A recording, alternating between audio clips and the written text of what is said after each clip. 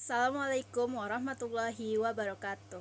Kami dari kelompok 2 dengan tema perjanjian kredit dan jaminannya. Beranggotakan 2 orang, saya sendiri Nurul Natasha 1962201134 dan Indah Septianingsih. Di sini saya akan menjelaskan tentang perjanjian kredit.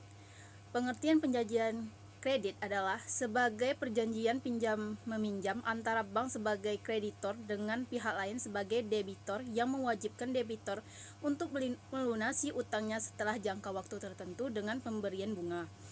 Subjek hukum dalam perjanjian kredit ialah pihak-pihak yang mengikatkan diri dalam hubungan hukum. Dalam Undang-Undang Perbankan, objek kredit berbentuk uang atau tagihan yang dapat dipersamakan dengan itu dan tidak berbentuk barang. Pasal 1 butir angka 11 dan 12. Jaminan dalam perjanjian kredit. Jaminan itu suatu tanggungan yang dapat dinilai dengan uang, yaitu berupa kebendaan tertentu yang diserahkan debitor kepada kreditor sebagai akibat dari suatu hubungan perjanjian utang piutang atau perjanjian lain. Jaminan di sini dapat berarti material maupun imaterial. Tujuan jaminan adalah untuk melindungi kredit dari resiko kerugian, baik yang disengaja maupun tidak disengaja. Terus ada macam-macam jaminan. Jaminan yang lahir karena undang-undang, jaminan yang ditentukan oleh undang-undang tanpa adanya perjanjian dari para pihak. Seperti dalam pasal 1331 yang menentukan bahwa semua harta benda debitor, baik benda bergerak maupun benda tetap, baik benda yang sudah ada maupun yang masih akan ada, menjadi jaminan bagi seluruh perutangannya. Nama saya Indah Septianingsih. Saya akan melanjutkan presentasi dari teman saya tadi. Jaminan umum dan jaminan khusus. Jaminan yang bersifat umum yaitu jaminan yang diberikan oleh debitor kepada kreditor.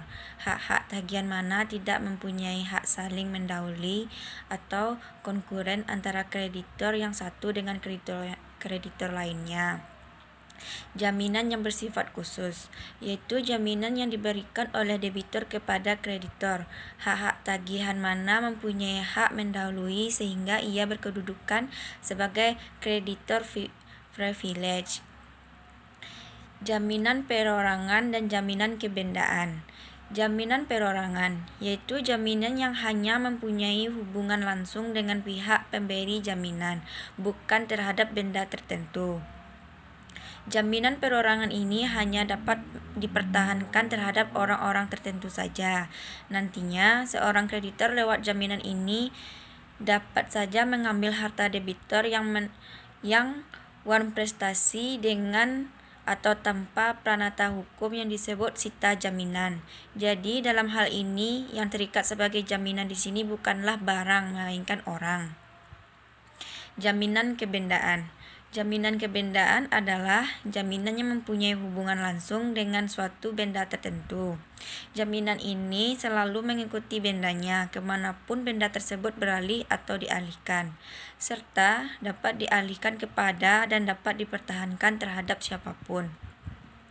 Jaminan kebendaan dapat juga diberi arti, yaitu jaminan yang objeknya berupa barang, baik barang bergerak maupun tidak bergerak, yang khusus diperuntukkan untuk menjamin utang debitor kepada kreditor apabila di kemudian hari utang tersebut tidak dibayar oleh debitor.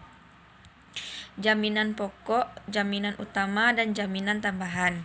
Sesuai dengan namanya, kredit diberikan kepada debitor berdasarkan kepercayaan dari kreditor terhadap kesanggupan pihak debitor untuk membayar kembali utangnya kelak. Karena dalam hukum diberlakukan suatu prinsip bahwa kepercayaan tersebut dipandang sebagai jaminan pokok dari pembayaran kembali utang kelak.